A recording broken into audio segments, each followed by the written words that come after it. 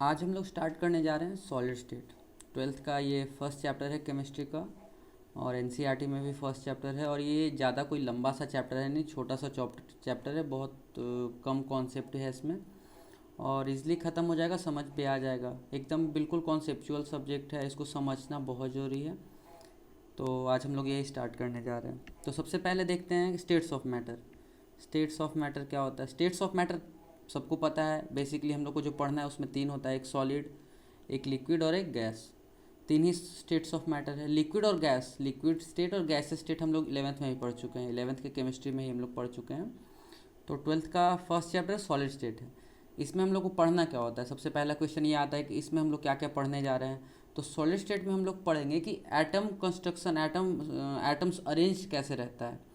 कोई भी एलिमेंट में एटम्स कैसे अरेंज रहता है। जैसे कि हम लोग किसी भी चीज़ का एक पीस लेते हैं, एक आयरन का पीस लेते हैं, या फिर एक रॉक का पीस, किसी भी पत्थर का पीस लेते हैं, छोटा सा टुकड़ा लेते हैं।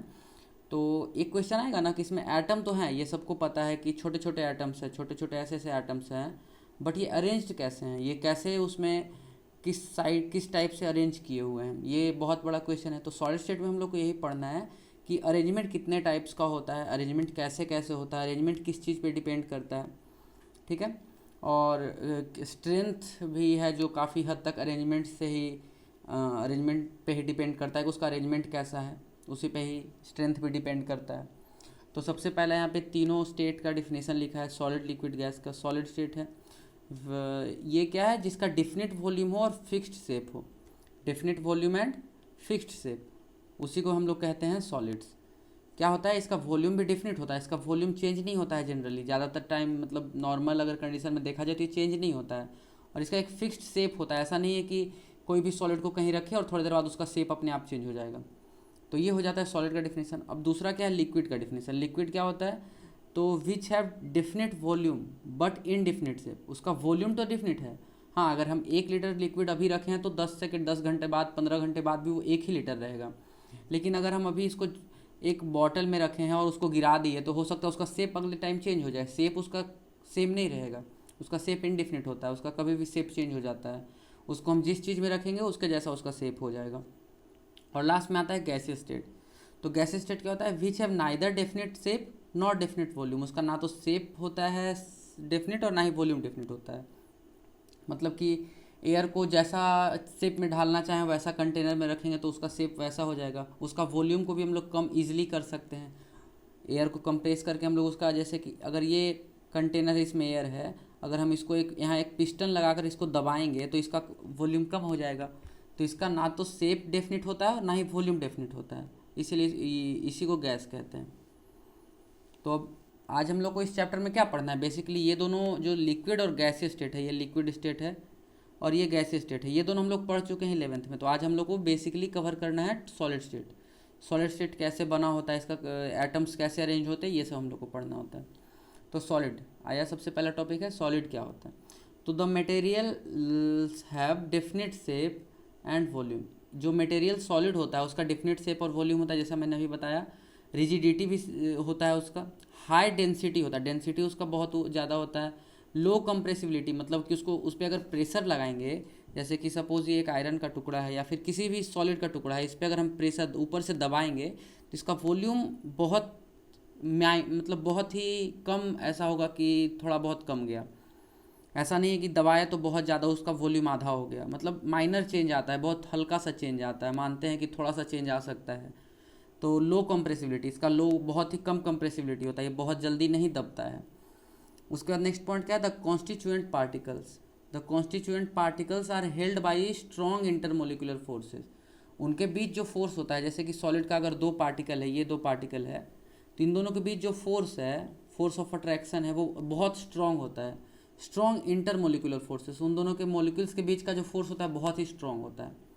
तो सॉलिड्स का यही डिफिनीसन है कि इनका हाई रिजिडिटी होता है, हाई डेंसिटी, लो कंप्रेसिबिलिटी होता है, और उनके मॉलिक्यूल्स के बीच में जो फोर्स होता है, इंटरमोलिकुलर फोर्स होता है, वो बहुत ही स्ट्रांग होता है। अब आगे हम लोग को पढ़ना है कि टाइप्स ऑफ सॉलिड क्या होता है। टाइप्स ऑफ सॉलिड क्या होता है? दो तरह का सॉलिड्स हम लोग को पाया जाता है कंस्ट्रक्शन के, उसका अरेंजमेंट के हिसाब से, अरेंजमेंट का अगर देखा जाए तो दो तरीके का सॉलिड पाया जाता है। एक एमॉर्फस होता है, एमॉर्फस सॉलिड, और दूसरा क्रिस्टलाइन सॉलिड्स होता है। एमॉर्फस सॉलिड्स क्या होता है? इसका डिफिनेशन नीचे और क्रिस्टलाइन, इन दोनों के बारे में नीचे डिफरेंस समझाया गया है। एक फिगर के तरीके, फिगर भी हम लोग देख के बता सकते हैं, फिगर देख के भी समझ सकते हैं कि कैसे होता है। ये क्रिस्टलाइन है, ये एमॉर्फस है, इसको हम लोग ज़्यादा पढ़ना नहीं है, ये ऐसे ही एक रिलेटिवली मतलब समझने के लिए यहाँ दे दिया है।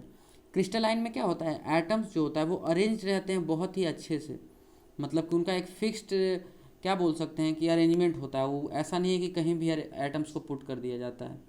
लेकिन एमॉर्फस में क्या होता है, एमॉर्फस में कोई भी फिक्स्ड अरेंजमेंट नहीं होता, वो जहाँ मन वहाँ पे एटम रख सकते हैं किसी भी तरीके से, बस वो उसमें पैक्ड है, वो किसी भी खास रेगुलरिटी को फॉलो नहीं करता है, कोई भी रेगुलर अरेंजमेंट नहीं होता है कि इसी तरीके का arrangement.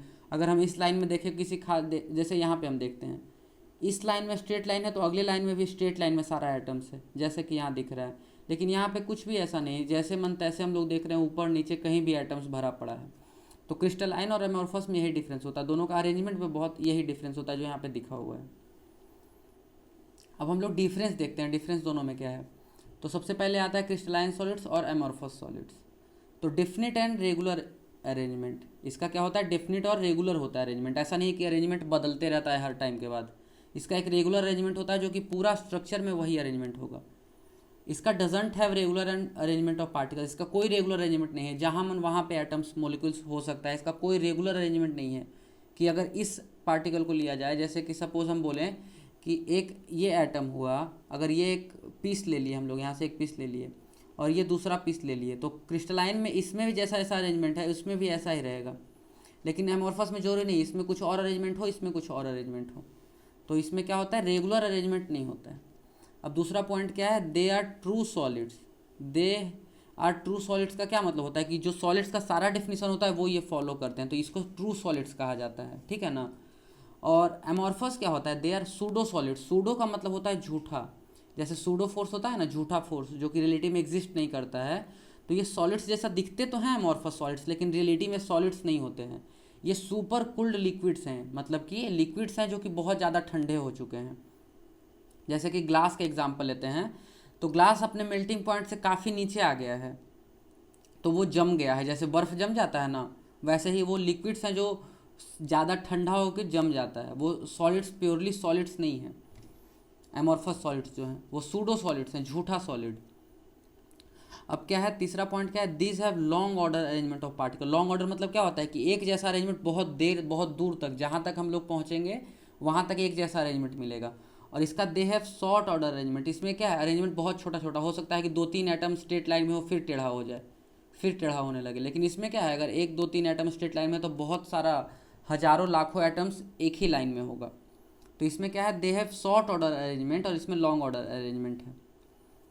They are अनआइसोट्रॉपिक in nature और they are isotropic in nature. Anisotropic क्या होता है कि इनका हर डायरेक्शन में प्रॉपर्टी चेंज होता है। जैसे कि एक पीस ले लिए अगर हम, तो अगर इसका कोई प्रॉपर्टी इस डायरेक्शन में सपोज एक्स है, तो इस डायरेक्शन में वाई होगा, मतलब चेंज हो जाएगा। लेकिन एमॉर्फस में क्या है कि अगर इसका प्रॉपर्टी इस डायरेक्शन में एक्स है, तो इस डायरेक्शन में भी एक्स ही होगा, मतलब इसका डायरेक्शन पे डिपेंड नहीं करता है। एमॉर्फस का जो प्रॉपर्टीज़ है वो डायरेक्शन पे डिपेंड नहीं करता है, लेकिन जो क्रिस्टलाइन का प्रॉपर्टी है वो डायरेक्शन पे डिपेंड करता है कि आप वो प्रॉपर्टी किस डायरेक्शन पे ले रहे हैं। इसलिए इसको अनआइसोट्रॉपिक कहते हैं और इसको आइसोट्रॉपिक कहते हैं। ये हर डायरेक्शन में सेम है और ये हर डायरेक्शन में अलग अलग होता है। अब क्या है, they have sharp melting points, ठीक है। They have sharp melting points क्या होता है, और एमॉर्फस क्या होता है, they melt over a range of temperature.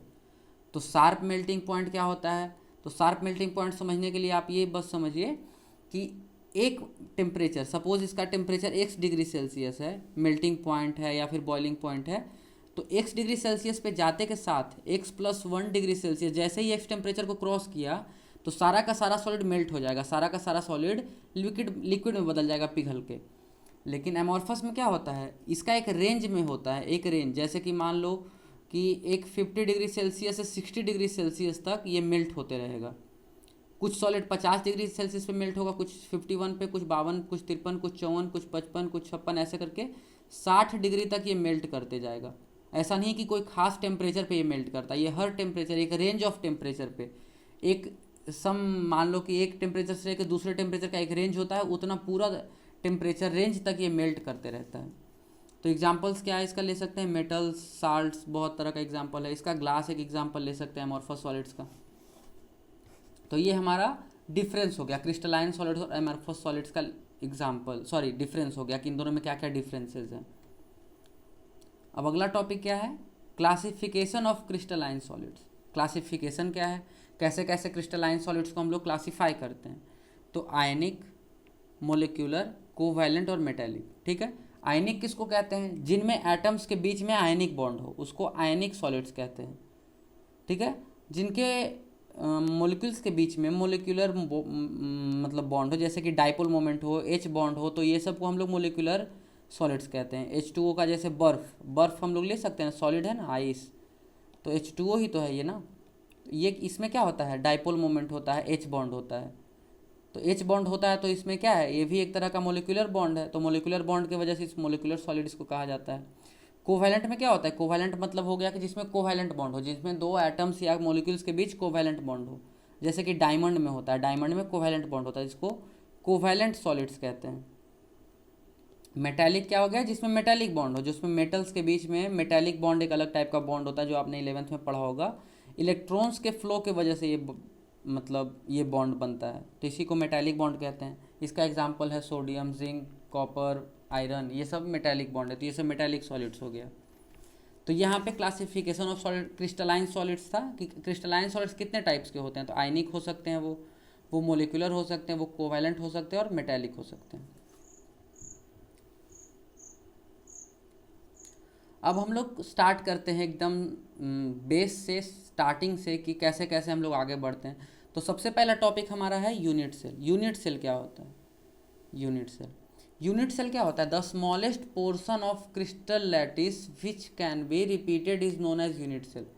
Crystal lattice क्या हुआ, एक कोई भी पीस हम लोग ले लिए, कोई भी मेटल का या फिर कोई भी क्रिस्टलाइन सॉलिड का अगर एक हम पीस ले लिए, तो उसको हम लोग क्रिस्टल लैटिस कह सकते हैं, क्रिस्टल लैटिस कह सकते हैं। और उसका जो स्मॉलेस्ट है, जैसे कि उसका एग्जांपल हम क्या ले सकते हैं, जैसे कि एक रूम है, अगर ये एक रूम है और ये दीवार है, इसका ये दीवार है, तो इसका स्मॉलेस्ट क्या है, इसका एक ब्रिक ईटा जो है वही तो इसका स्मॉलेस्ट पोर्शन है ना, जिसको कि हम अलग अलग कर सकते हैं। और वो एक रिपीटेड फॉर्म में रहता है, एक के बाद दूसरा, तीसरा, चौथा, ऐसे करके ईटा रहता है।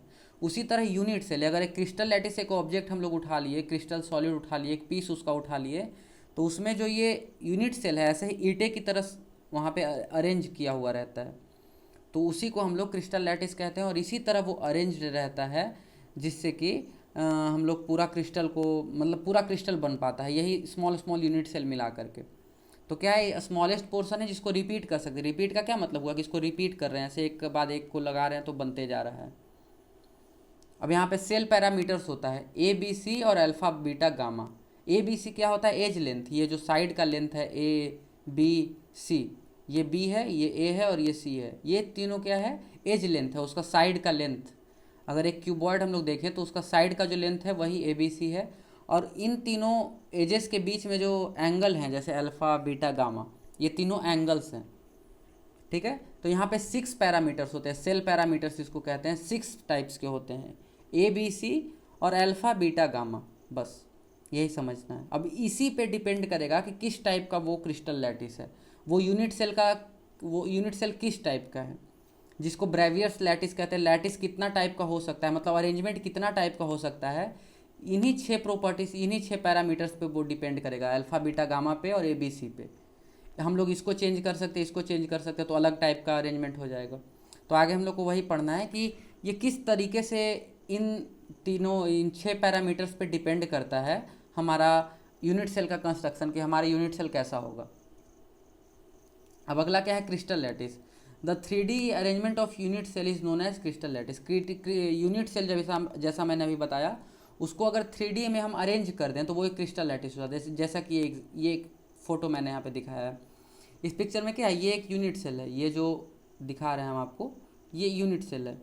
इसको हम लोग ऐसे ऐसे अरेंज कर दिए तो ये क्रिस्टल लैटिस बन गया। इसको आगे पीछे हर जगह हम रिपीट कर सकते हैं, तो यही एक क्रिस्टल लैटिस बन जाएगा। ठीक है, अब क्या है, types of unit cell. Types of unit cell मतलब यूनिट सेल कितने टाइप्स का होता है, तो एक सिंपल क्यूबिक, एक बॉडी सेंटर्ड क्यूबिक और फेस सेंटर्ड क्यूबिक, और एक होता है एंड सेंटर्ड क्यूबिक, वो मैं लास्ट में बता दूंगा, या फिर चलिए मैं आपको अभी बता देता हूँ, एक और लिख लेते हैं, एंड सेंटर्ड क्यूबिक होता है। फोर्थ होता है एंड सेंटर्ड क्यूबिक। ये ज़्यादा इंपॉर्टेंट है नहीं, इसका एक या दो एग्जाम्पल हम लोग को पढ़ना है। एंड सेंटर्ड क्यूबिक, इसको हम लोग ECC कहते हैं, ठीक है ना। तो चलिए सबसे पहले समझते हैं बॉडी सेंटर्ड सिंपल क्यूबिक क्या होता है। सिंपल क्यूबिक में क्या होता है, ये फोटो में आप समझ सकते हैं।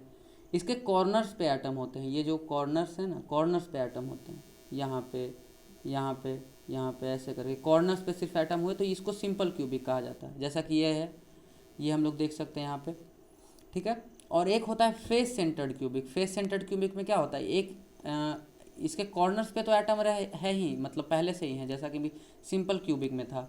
उसके अलावा इसके फेस, जो फेस है उसके बीच में भी एक आ जा रहा है, यहाँ पे उसके पीछे वाले फेस पे, इस साइड वाले फेस पे, नीचे वाले फेस पे, ऊपर वाले फेस पे। तो इसको हम लोग फेस सेंटर्ड, फेस के सेंटर में ये जो फेस है इसका, जैसे कि ये देखिए, ये जो फिगर दिख रहा है इसके फेस में, यहाँ पे अगर एक एटम हम लोग देते हैं यहाँ पे, तो ये हो गया फेस सेंटर्ड क्यूबिक। हर जगह, यहाँ पे भी हर जगह दे दी तो उसको फेस सेंटर्ड क्यूबिक कहते हैं। और तीसरा क्या है, body centred cubic. Body centred cubic में क्या होता है, ये इसका कॉर्नर्स पे तो एटम हर में रहेगा, हर किसी में कॉर्नर्स पे तो एटम प्रेजेंट है ही। उसके अलावा एक बॉडी के सेंटर, उसके एकदम बीच में, उसका जो ये क्यूब है, सपोज एक क्यूब हम बना लेते हैं, एक क्यूब ऐसे बना लिए,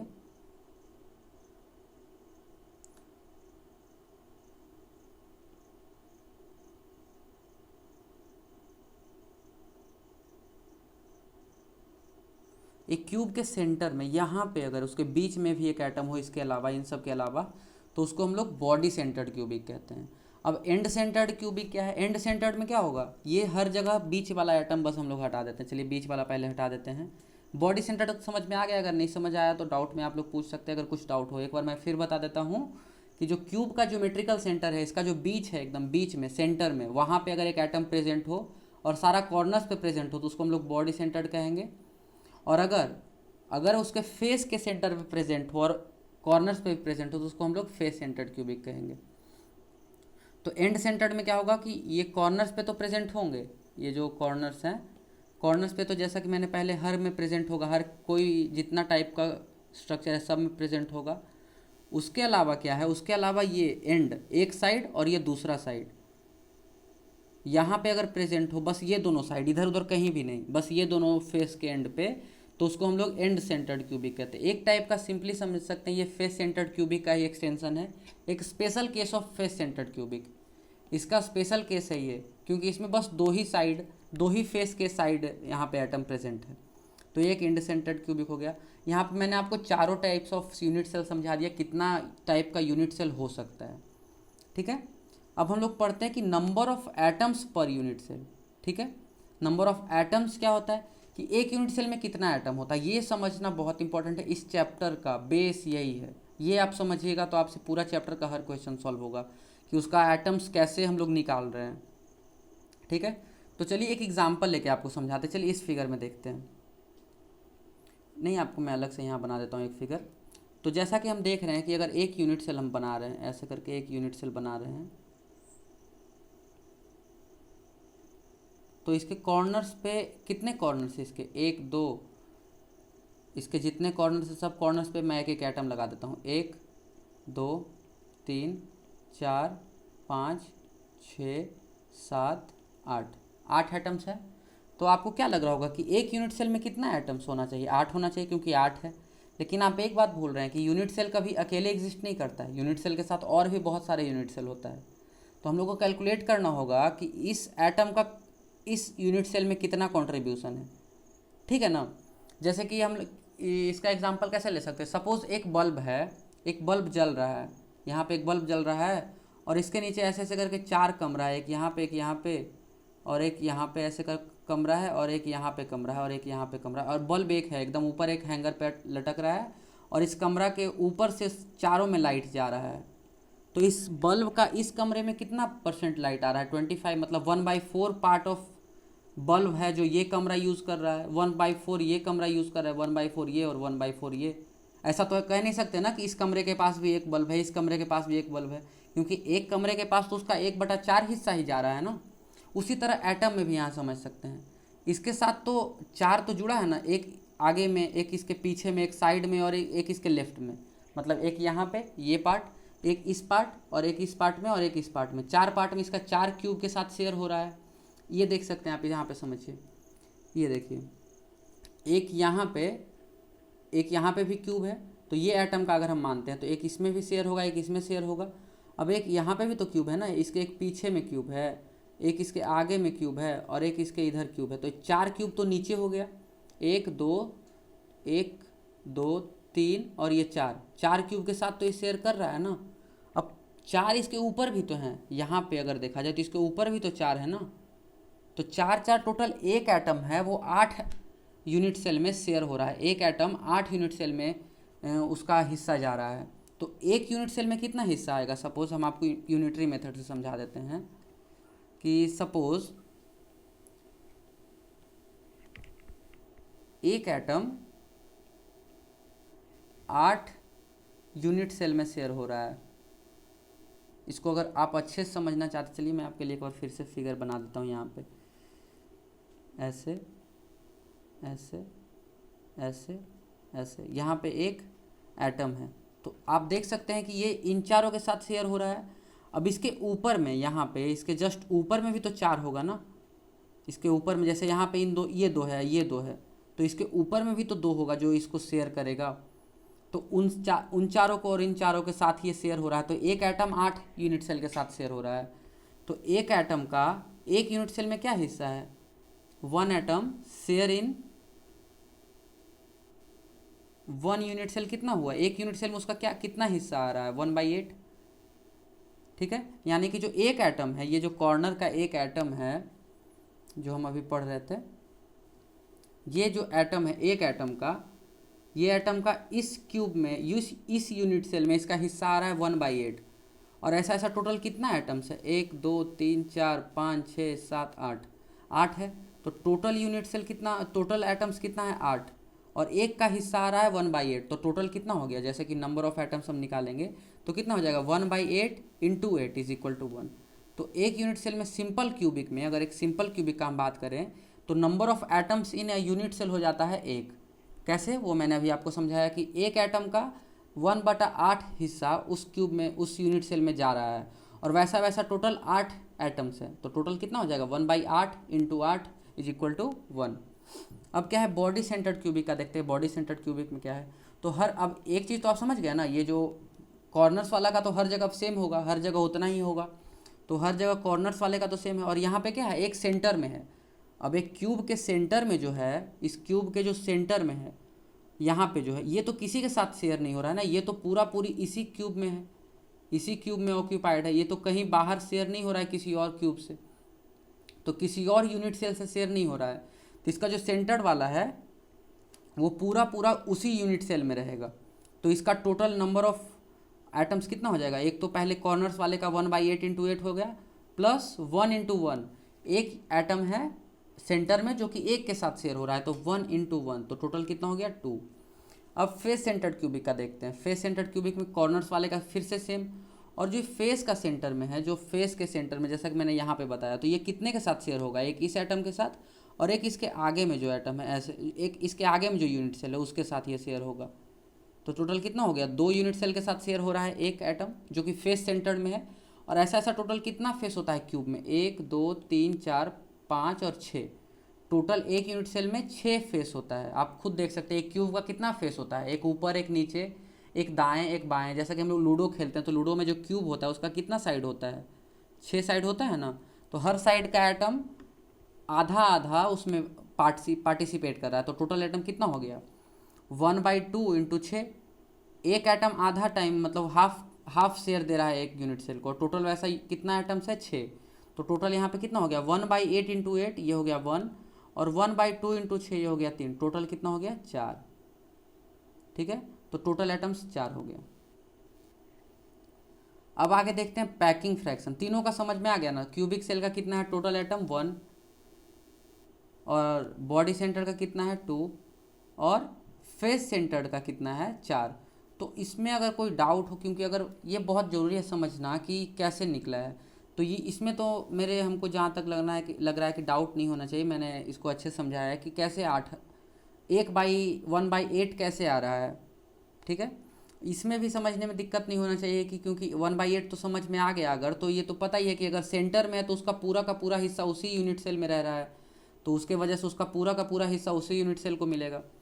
अब यहाँ पे है, यहाँ पे क्या है 1/8 इंटू 8 है। अब ये समझने में अगर कोई प्रॉब्लम हो रहा है तो सपोज़ हम एक एग्जाम्पल लेके यहाँ दिखाते हैं। एक ये कमरा है और एक ये कमरा है, ठीक है ना, और ऐसे करके कमरा है, ये ऊपर से ढका हुआ है कमरा, और यहाँ बीच में ये जो दीवार है यहाँ पे एक छेद करके यहाँ पे एक बल्ब लगा देते हैं, तो इसका लाइट इस कमरे में जाएगा और इस कमरे में जाएगा, और कोई इस ये सब कमरे में तो नहीं जाएगा ना, क्योंकि और तो कहीं जगह ही नहीं है जाने का। तो ये बल्ब कितने के साथ शेयर हो रहा है, 2 कमरे के साथ शेयर हो रहा है, तो टोटल इसका एक कमरे में कितना पार्ट जाएगा 1/2। उसी तरह यहाँ भी मैंने किया है, इसका एक कमरे में 1/2 हिस्सा जा रहा है, एक यूनिट सेल में 1/2 हिस्सा जा रहा है, ऐसा ऐसा 6 बल्ब है उस कमरे में, तो टोटल हिस्सा कितना हो गया 3, 1/2 इंटू 6 3 हो गया, और टोटल बल्ब कितना है उस कमरे में तो 4 है, टोटल 4 एटम्स है उस यूनिट सेल में। इस तरह हम लोग यहाँ निकालें। अब नेक्स्ट टॉपिक क्या है, पैकिंग फ्रैक्शन। पैकिंग फ्रैक्शन एक बहुत इंपॉर्टेंट टॉपिक है, इसको समझना बहुत जरूरी है कि पैक किस मतलब टोटल वॉल्यूम, पैकिंग फ्रैक्शन आप समझ सकते हैं कि पैक होने का फ्रैक्शन क्या है, कितना इफिशियंटली वो पैक हो रहा है। तो इसका मतलब क्या होता है, it is ratio of occupied volume to total volume of unit cell. एक यूनिट सेल का जो ऑक्यूपाइड वॉल्यूम है, जो एटम से उसका वॉल्यूम भरा हुआ है, और डिवाइड बाय टोटल वॉल्यूम कितना है, मतलब कि कितना परसेंट जो वॉल्यूम है वो एटम्स की वजह से भर गया है। तो पैकिंग फ्रैक्शन क्या होता है, volume occupied by volume of unit cell, packing fraction. तो सबसे पहले देखते हैं क्यूबिक, सिंपल क्यूबिक का। तो सिंपल क्यूबिक का देखने के लिए हम लोग क्या करते हैं, सबसे पहले उसका एक फेस का स्ट्रक्चर बनाते हैं। ऐसा है, आर है इसका रेडियस एटम का, और ए है एज लेंथ, ये जो एज लेंथ है ये ए है। नंबर ऑफ एटम्स हम लोग ने अभी जस्ट पढ़ा कि नंबर ऑफ एटम्स इसमें 1 है। तो वॉल्यूम ऑक्यूपाइड क्या होगा, 4/3 pi r square, 4/3 pi r cube, 4/3 pi r cube into 1, एक ही एटम है यहाँ पे, तो एक एटम का वॉल्यूम मतलब एटम्स का वॉल्यूम इंटू 1, तो ये हो गया वॉल्यूम ऑक्यूपाइड। और वॉल्यूम ऑफ यूनिट सेल कितना है, तो ए क्यूब है। अब ए और आर के बीच क्या रिलेशन हम लोग यहाँ से देख सकते हैं, ये 2r है, ये एक आर और एक आर, तो 2r is equal to a, तो r is equal to sorry a is equal to 2r है, तो यहाँ पे सिंपली ए के जगह पे 2r लिख देते हैं, तो कितना हो गया वॉल्यूम, कितना वॉल्यूम ऑफ यूनिट सेल क्या हो गया 8r क्यूब। अब पैकिंग फ्रैक्शन लिखने के लिए क्या करेंगे, वॉल्यूम ऑक्यूपाइड कितना था 4/3 पाई आर क्यूब और 8r क्यूब, दोनों को डिवाइड कर देते हैं, तो ये आ गया π/6, जिसको कि 0.52 कहते हैं। तो इसका पैकिंग फ्रैक्शन कितना हो गया 0.52।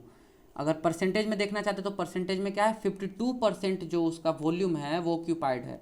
मतलब कि अगर 100 लीटर उसका वॉल्यूम है ना, अगर एक क्यूब का 100 लीटर वॉल्यूम है तो उसका 52 लीटर भरा हुआ है, ठीक है, उसका फील्ड है, 52 लीटर फील्ड है, और बाकी का 48 लीटर खाली है। अब क्या आते हैं हम लोग बॉडी सेंटर्ड क्यूबिक में, बॉडी सेंटर्ड क्यूबिक, ये भी इसमें भी देख लेते हैं। तो number of atoms unit cell में कितना था, नंबर ऑफ एटम्स हमने अभी जस्ट निकाला था 2 है। वॉल्यूम ऑक्यूपाइड कितना होगा, तो वॉल्यूम ऑक्यूपाइड हो जाएगा 2 इंटू 4/3 पाई आर क्यूब, एक का वॉल्यूम इंटू 2, तो 2 एटम से तो 2 से मल्टीप्लाई कर दिया, तो टोटल कितना वॉल्यूम हो गया occupied 8/3 into pi r cube. अब हम लोग यहाँ देखते हैं, यहाँ पे समझना पड़ेगा कि हम लोग अगर इस कॉर्नर से, ये जो कॉर्नर है यहाँ से इस कॉर्नर को नीचे वाले कॉर्नर को मिला दें, ठीक है ना, तो टोटल कितना डिस्टेंस हो जाएगा √3 हो जाएगा, और इसके बीच में डिस्टेंस कितना है √3 है ना, ये अभी हमने जस्ट बताया कि √3 कैसे होगा, और ये टोटल डिस्टेंस है 4r, तो 4r इज इक्वल टू क्या हो जाएगा √3। अगर हम लोग इसको ऐसे यहाँ से काट दें, अगर इसको ऐसे करके हम लोग यहाँ से ऐसे करके काट दें, ठीक है ना, इसको अगर हम लोग ऐसे करके काट दें तो ऐसा ही कुछ फिगर बनेगा, ये बीच से स्फेयर कट जाएगा, ऊपर नीचे रहेगा। तो अब आगे क्या देख रहे हैं हम यहाँ पे कि ये है distance 4r is equal to √3 है, ठीक है। अब आगे हम लोग यही निकालना है, जो वॉल्यूम ऑफ यूनिट सेल कितना हुआ, वॉल्यूम ऑफ यूनिट सेल होता है ए क्यूब हो गया, और √3a इज इक्वल टू हो गया 4/4r, तो ए का वैल्यू कितना होगा, ए का वैल्यू हो गया 4/√3r, 4/√3r हो गया, ठीक है। अब इसका हम लोग वैल्यू यहाँ पे पुट कर देंगे अगर ए क्यूब में, तो हम लोग वॉल्यूम निकाल सकते हैं। वॉल्यूम आ गया 64/3√3 इंटू r³। ये आ गया हमारा वॉल्यूम। तो ये हमारा यूनिट सेल का वॉल्यूम आ गया, और एटम्स का वॉल्यूम हम लोग पहले ही निकाल चुके हैं, तो दोनों को डिवाइड कर दिए और रिजल्ट क्या आया, √3π/8। तो इसका पैकिंग फ्रैक्शन आ गया 0.68 और पैकिंग परसेंटेज 68%। मतलब कि 168% उसका वॉल्यूम ऑक्यूपाइड है एटम से और बाकी का 32% खाली है। ठीक है, तो ये पैकिंग फ्रैक्शन किसका हो गया, बॉडी सेंटर्ड क्यूबिक का। अब आ जाते हैं फेस सेंटर्ड क्यूबिक में। तो नंबर ऑफ एटम्स इसमें कितना था, 4 था। वॉल्यूम ऑक्यूपाइड कितना है, 4 × 4/3πr³ इज इक्वल टू कितना हो गया, 16/3πr³। तो ये हो गया फेस सेंटर्ड का एटम्स का कितना वॉल्यूम ऑक्यूपाइड है, V'(V1) लिख लेते हैं चलो इसको। अब हम लोग यहाँ पे चलिए इस फेस का लेते हैं, ड्राइंग ले लेते हैं अलग से, स्केच यहाँ पे ऐसे निकाल देते हैं। तो क्या हो गया, ये 4r इज इक्वल टू क्या होगा, ये √2r है डिस्टेंस। ये डिस्टेंस कितना है, d जो डिस्टेंस है ये √2r है, √2a है, सॉरी a² √2a। तो √2a is equal to 4r, √2a is equal to 4r हो गया। तो a कितना होगा, 2√2r होगा। तो अब हम लोग को अगर उस क्यूब का वॉल्यूम लिखना है, यूनिट सेल का वॉल्यूम लिखना है, तो हम लोग को पता है a³ होता है, वॉल्यूम ऑफ यूनिट सेल कितना होता है, a³ होता है। तो a³ लिखना है, तो अब आगे देखिए क्या किए हैं, a³ के जगह पे a के जगह पे लिख दिए हैं ये वैल्यू r का, सॉरी a का। तो a का वैल्यू लिख के यहाँ पे इक्वेट कर दिए, तो ये आ गया 16√2r³। ये आ गया हमारा वॉल्यूम ऑफ यूनिट सेल। अब पैकिंग फ्रैक्शन के लिए क्या है, volume occupied by volume of unit cell, आ गया π/3√2। π/3√2 का वैल्यू क्या आ गया, 0.74। ठीक है, और पैकिंग फ्रैक्शन कितना आ गया, पैकिंग परसेंटेज कितना आ गया, 74%। तो पैकिंग फ्रैक्शन आ गया 0.74, पैकिंग परसेंटेज आ गया 74%। मतलब क्या है कि 74% उसका वॉल्यूम जो है वो एटम्स ने ऑक्यूपाई करके रखा है, बाकी का 26% खाली है। तो देख सकते हैं तीनों का, अब यहाँ मैं अलग से लिख देता हूँ। सिंपल क्यूबिक का कितना है, सिंपल क्यूबिक का हो गया 52%। फेस या फिर बॉडी सेंटर्ड क्यूबिक का कितना हो गया, बॉडी सेंटर्ड का 68%। 68%, ठीक है, 68% था ना, हाँ। और आगे क्या है, face centred cubic, face centred का कितना था, 74%। तो यहाँ से हम लोग क्या कंक्लूजन निकाल रहे हैं कि सबसे अच्छा से फील्ड किस में रहता है, तो फेस सेंटर्ड में। इसीलिए इसको कहते हैं closed pack structure. Face centred को क्या कहते हैं, क्लोज्ड पैक स्ट्रक्चर, क्योंकि बहुत ही इफिशिएंटली पैक्ड रहता है, बहुत ही अच्छे से पैक्ड रहता है, क्लोज पैक्ड स्ट्रक्चर। ठीक है, तो अगर आपसे कोई पूछा जाए कि किसका पैकिंग फ्रैक्शन सबसे ज़्यादा होता है, किसमें ज़्यादा इफिशिएंटली पैक्ड रहता है एटम्स, तो किसका नाम बताइएगा, फेस सेंटर्ड क्यूबिक का। इसमें 74%, जो कि हाईएस्ट है तीनों में से। तो आज के लेक्चर में इतना ही हम लोग को पढ़ना है। नेक्स्ट चैप्टर में नेक्स्ट लेक्चर में मैं आपको समझाने चाह रहा हूँ कि ब्रेवियस लैटिस कितने टाइप्स के होते हैं और वो कैसे वेरी करते हैं, जो सेल पैरामीटर है उसको चेंज करने पे। सेल पैरामीटर्स क्या था, तो अल्फ़ा बीटा गामा और ABC, इन 6 को चेंज कर करके कैसे हम लोग Bravais lattice, different types of Bravais lattice हम लोग पढ़ते हैं। तो इस लेक्चर में इतना ही है, और अगर कोई डाउट हो तो बिल्कुल, जैसा मैंने पहले ही बता रखा है, ये फर्स्ट लेक्चर है क्लास 12th का, तो आप लोग को कोई भी डाउट हो इस लेक्चर से तो प्लीज़ कमेंट में बताइए। हम लोग लाइव क्लास वीकेंड्स पे लेते हैं, संडे को, उस दिन आपका सारा डाउट्स क्लियर हो जाएगा। लाइव क्लास में अगर आप अटेंड कीजिएगा तो आपका सारा डाउट क्लियर हो जाएगा। तो आज के लिए इतना ही है, नेक्स्ट क्लास में मिलते हैं हम लोग, बाय।